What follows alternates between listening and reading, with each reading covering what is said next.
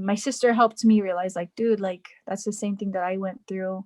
I think I just did a better job at hiding it, hiding my feelings. And that, like how we were talking about before, it's because for me, if I were to cry, if I'm going to show you that, like, I didn't want to be seen as weak, and me showing those emotions was seen as weak, because to be honest, like, and this is, I'm not trying to brag, but I got myself, and I'm happy because I find happiness within myself. I don't need to rely on others, whereas I did in high school and stuff. But I love who I am right now, and like because I'm very independent, and I know if I want to do something, I can get it done.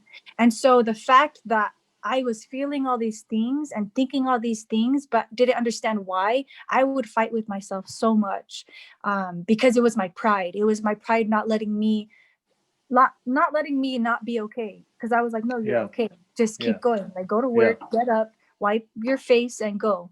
I didn't want to tell nobody, because not only, so how you're talking about who was I, like, there's the goody two shoes, that was a high school phase. And then when I came home from my mission, it was, I can do whatever the hell I want. And if I want something done, I'll get it done, because I can do things by myself. I don't need anyone, even though, I appreciate people who will help, and, I'll take the help, or no, at that time I didn't take the help.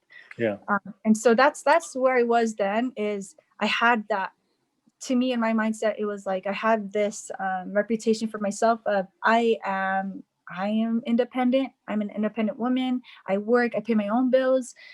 So I'm okay. But then, when my mental health and everything started happening, I hid it for a long time, until it just kind of came out in the ugliest way.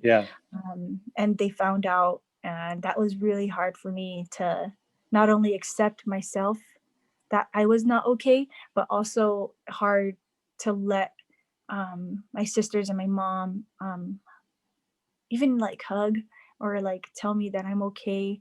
Um, the emotion, like emotions and stuff. But yeah, that was really hard too. But I'm glad I moved from that too. But yeah, that was that phase. I wanted to ask you,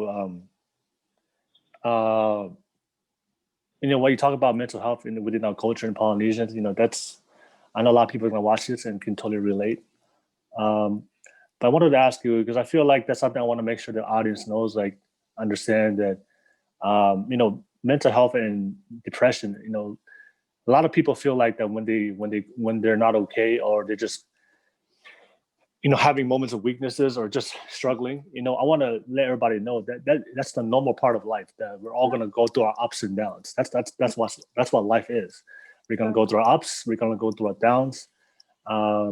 But then, like I said, I know a lot of times, especially when you're really, really young, we're not aware about depression, because we don't know what, especially when you're Tongan or Polynesian, we don't know what depression is. Yeah, exactly. That's never discussed in the family conversation. Exactly, it's not a thing. We don't find out depression until later, as we learn about it ourselves.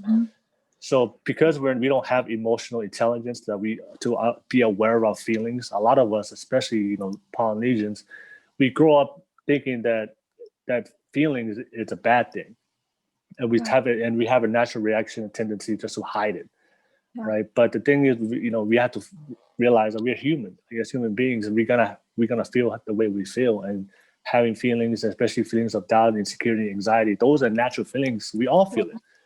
All right. A lot of people always, it's funny. A lot of people always ask me, man, do you ever? Because people, always want see me, and then I'm always like energetic, positive, especially what I'm just trying to do with my life, and they always assume that, hey, how do you stay positive all the time? How do you stay happy all the time? And I'm like, dude, I'm not happy all the time. All right. Maybe I should stop posting more videos of me like not happy, so people can stop thinking that I'm on social media. I'm happy all the time.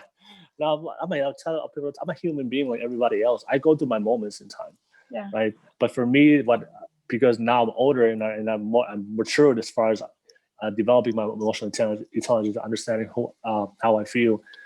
When I go through moments in my life now, I understand it's a normal part of life. So I don't dwell on it, and that's why that's what happens when you're depressed, right? We dwell in our negative feelings, and we just sink ourselves in a deeper hole, and we lose sight of like the good things about ourselves, because we're so focused on the bad things, on the negative things, because we think that our negative feeling is a bad thing, right? So instead of embracing our feelings and understanding it's okay, like you said, it's okay not to be okay. Right? If you're having a bad day, it's okay. Right? If you're feeling some feelings of anxiety, it's okay. We all feel these feelings, right? That's what makes us human, right? But